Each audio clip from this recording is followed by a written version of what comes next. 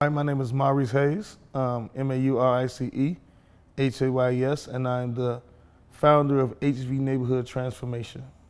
Well, the organization itself was started maybe 15 years ago in the Illinois Department of Corrections. My brother and I, William Brown, started this organization after we founded the first one, which is SPIT with a Purpose, and the SPIT stands for Social Problems Intellectually Translated with a Purpose. And our goals mainly is to inject hope back into our communities. Prior to us coming home, we witnessed all the ills that was taking place in the neighborhoods, all the killings, all the young people coming in and out of prison. And as men who once participated in those ills, we felt the need to be responsible for trying to bring some kind of cure to them.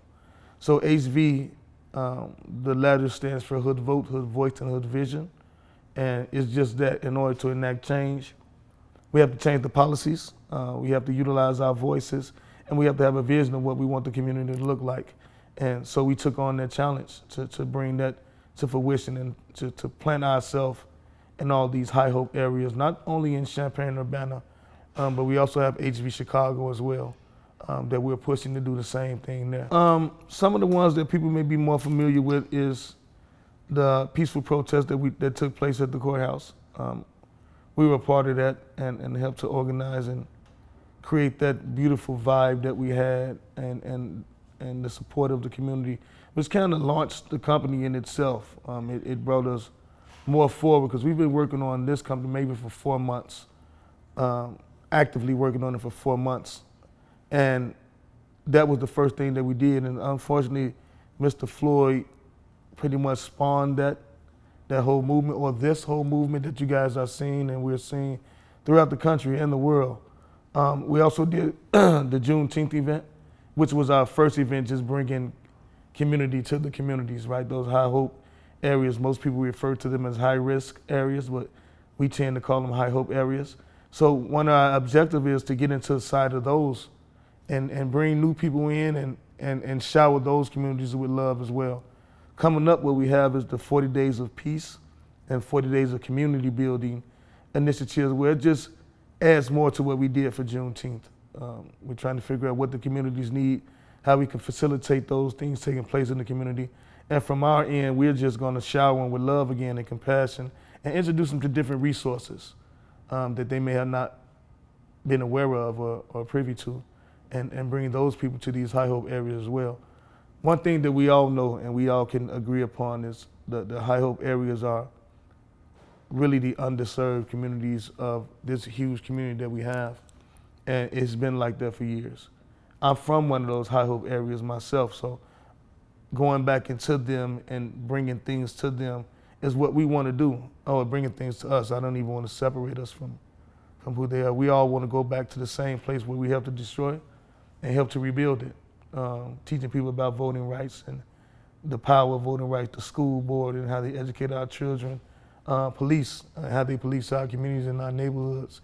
There's so many different things that HV wants to attack, and we utilize a collaborative effort. All the organizations, the IMC in itself, again, I told you guys I had an office upstairs, and even before Mr. Floyd's untimely death, we had been working on a lot of initiatives to bring out of IMC, and we've been propelled a lot. So it's great that the movement is doing what it's doing, but at the end of the day, we have to bring change, right? We can rally all day, we can protest all day, but if we're not holding those city officials and police chiefs and all those people accountable to enact change, then most of the marching is futile.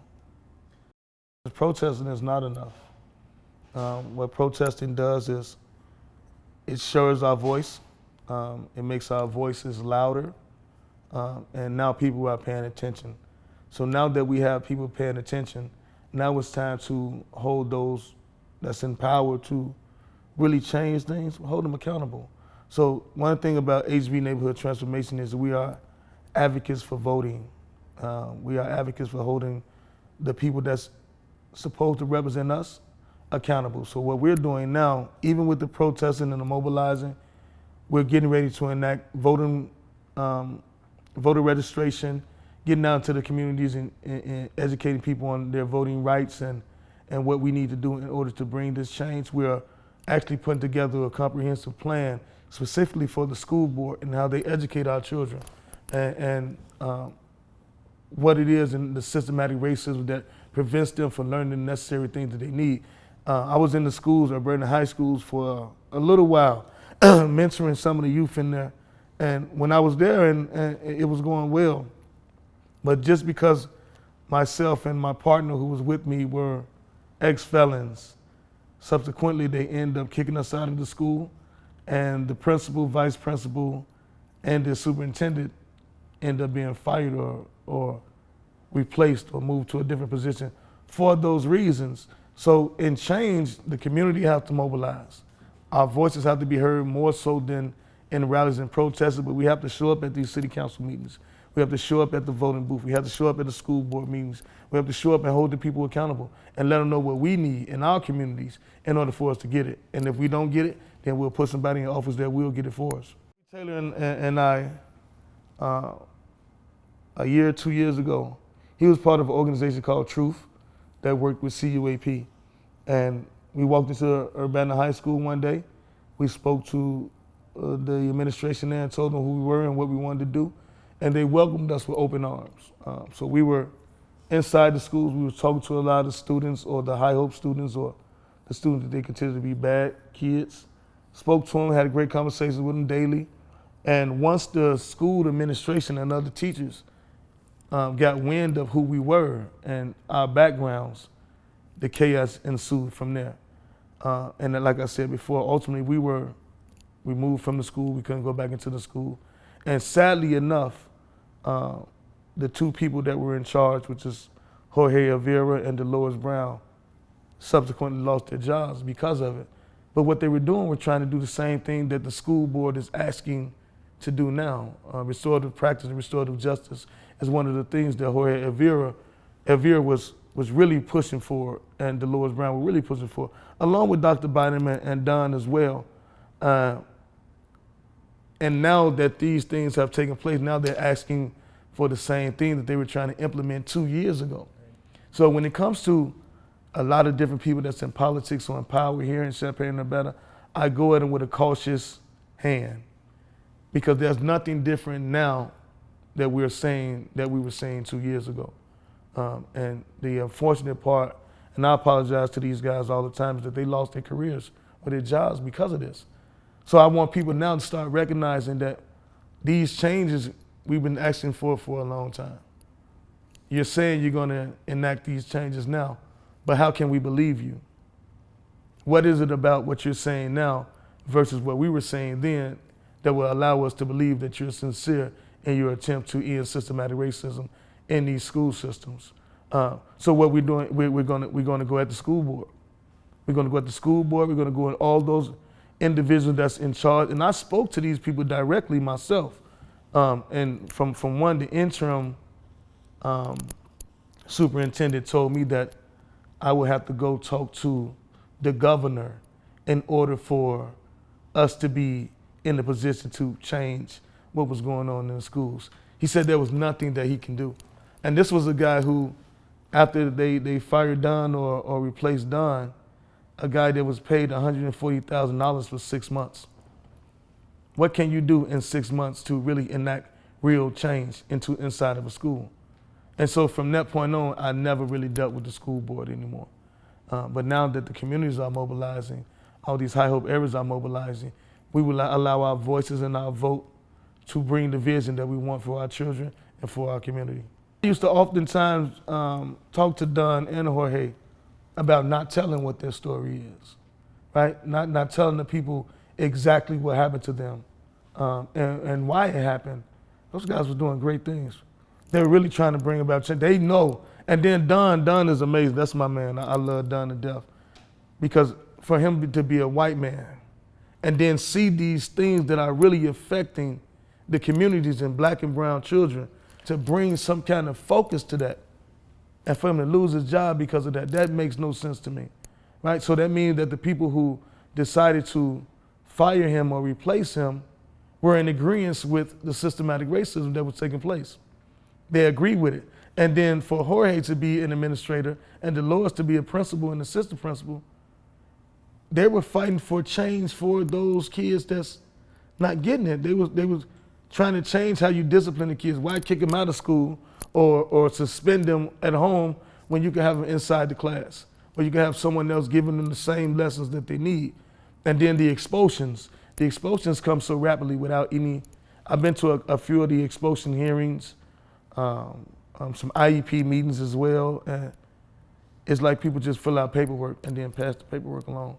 They never really put any energy into the individual child or the process of bettering that child or those children. And what they were doing was phenomenal.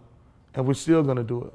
We're still gonna push forward in it in many ways, even if it takes getting people out of their positions and people losing their jobs, the president of the school board and all these other people who are really in favor of the systematic racism that's been going on for generations, man, generations. When you speak about defunding the police and allocating those funds elsewhere to like community activities, community service, and all those things, I'm in total agreement with that. I don't think all cops are bad, right? I think the ones that are need to be replaced. I think the officers that salute and some kind of way condone the acts of officers need to be replaced and all those things. But I also think that the police need to get more acquainted with their community. I think that's the biggest issue. And even for my community, I talk to people and I say, well, we often have a bad eye for cops, right? So I say, why not raise our children to want to be cops? These are kids that live in the community. These are kids that grew up knowing what's going on in the neighborhoods. And if I think about my granddaughter, I'm 43, I have 2 grandkids. So when I'm gone, I would want for my grandson maybe to be a cop, or my brother's son to be a cop, or my daughter to be a cop. Somebody that's from those communities that know what those communities need and that will really have a relationship with the community. When I was younger, they had a program called CAPS. This was in the 80s, where they would take, it was part of a summer program, where they would take kids and train them as young officers. CAPS, teach them firearms, teach them what the laws are, all those things. And somehow we went away from those things. Now cops have this bad name. All cops aren't bad. The ones that we see doing those things that they're doing is condoned by their superior. It's kind of taught by their superior. These are the things that go on in prison as well. Handcuffing guys, kicking them down the stairs, locking them in their cells in handcuffs for days on end, this kind of thing. So we just need to keep bringing more attention to it. Defunding them, yeah, removing some of their financial stability from them will be great, but also for those who still are a part of the force, adding stipulations and incentives to them, right? When you fire your weapon, for whatever reason, if it's unjustified, we have to deal with that, right? If you shoot and kill someone, we have to deal with that. We have to really put real light on it, not just when something like Brother Floyd happens or the multiple murders that's been taking place, but simple things. Well, not so simple, but just look at Aaliyah Lewis. Everyone in the world can watch that tape and see that officer punched her, kneed her. God knows what they did to her when we weren't around, but just those 2 acts in itself. For you to condone those 2 acts in itself says something more about you. You can physically see it happening to her, but no one is charged with it. So laws have to be changed. It's not just about defunding the police, it's changing the laws, it's changing the policies that would allow officers to do those things unchecked and unchallenged. So bigger than the protest or anything is we have to utilize our right to vote, our right to voice our opinion, and then as a community bound together to get these rogue people away from our communities if we're saying we want community, right? We know these are rogue officers. We know these are rogue cops. We know they're doing wrong things. So the community as a whole should come together and get rid of them. What we're doing is we're going into the communities.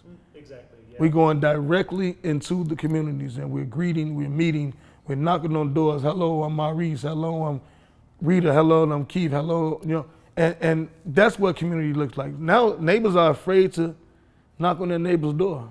I used to live in the projects when I lived in Chicago as a kid, and I often make mention of this when I speak. I remember sitting on or sleeping in my grandmother's front yard on Roosevelt and Racine in the projects, no fear at all. I remember going into the buildings to see my cousins and whoever with no fear at all.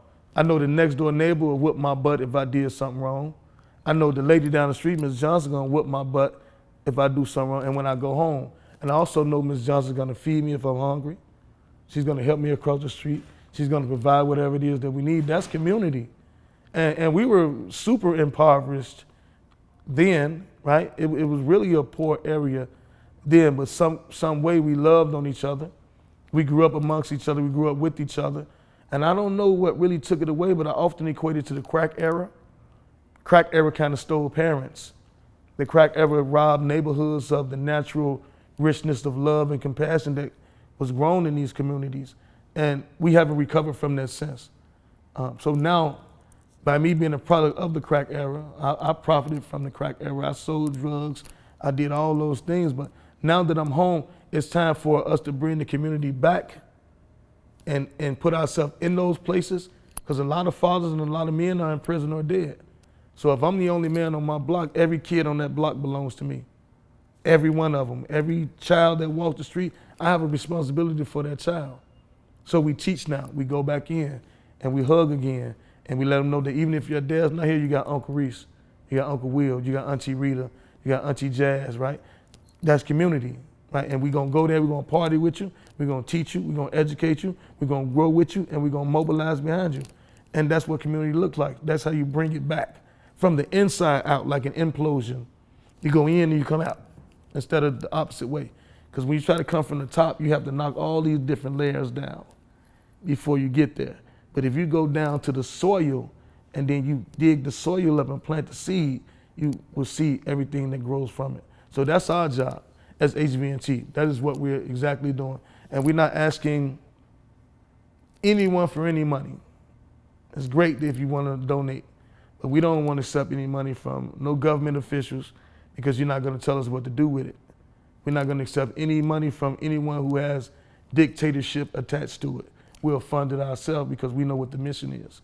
We know what the purpose is and we know what our agenda is. And we're just going in. That's just what we're doing, we're going in.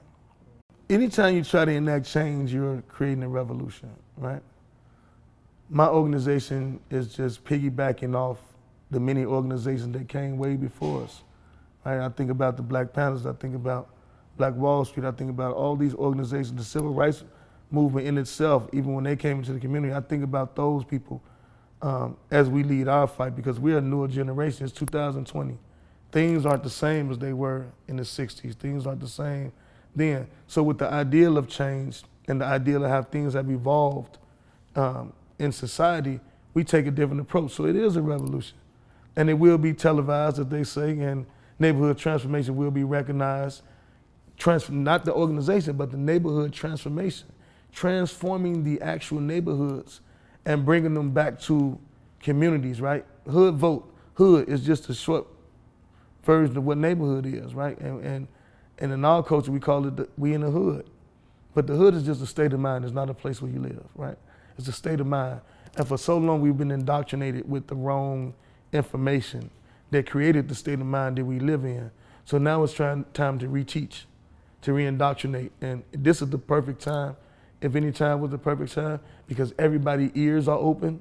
People are waiting for someone to come and give them information that can change their lives and propel them in a different place.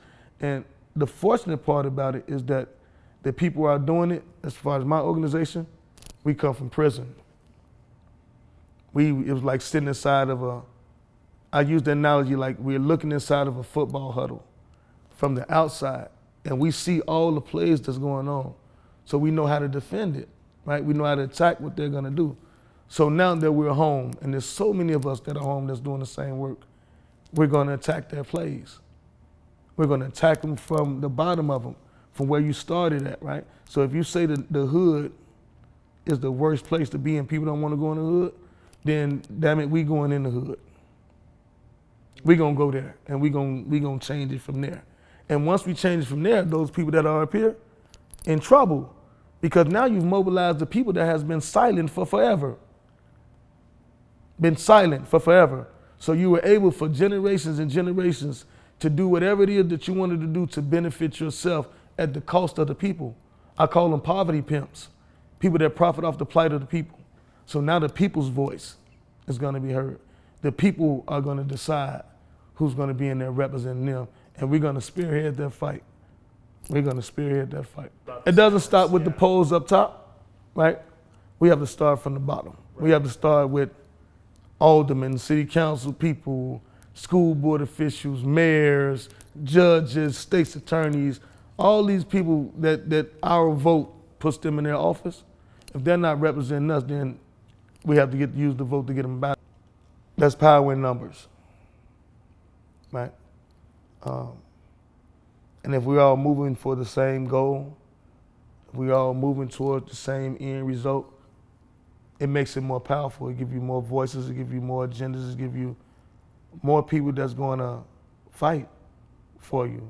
And it's camaraderie as well, right? The organizations that we've partnered with,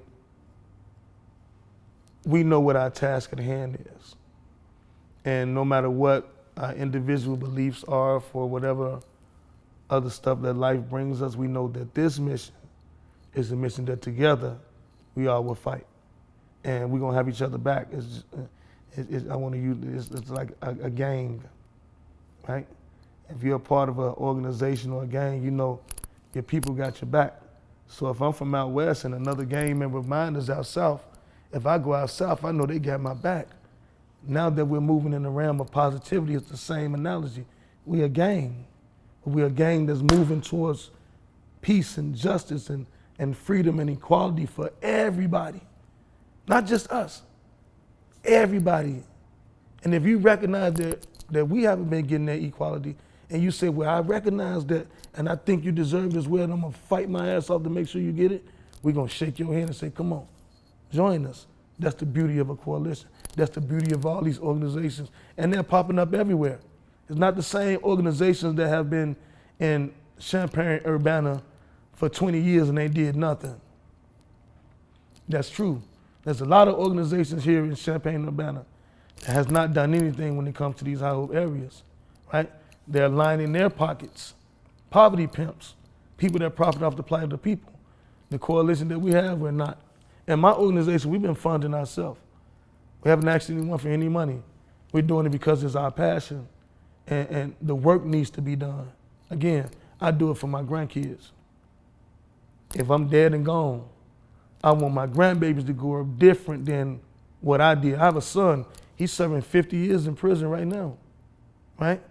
He has 2 kids that he left out here when he went. It's my job to make sure that they're gonna be okay. So that's what we're fighting for.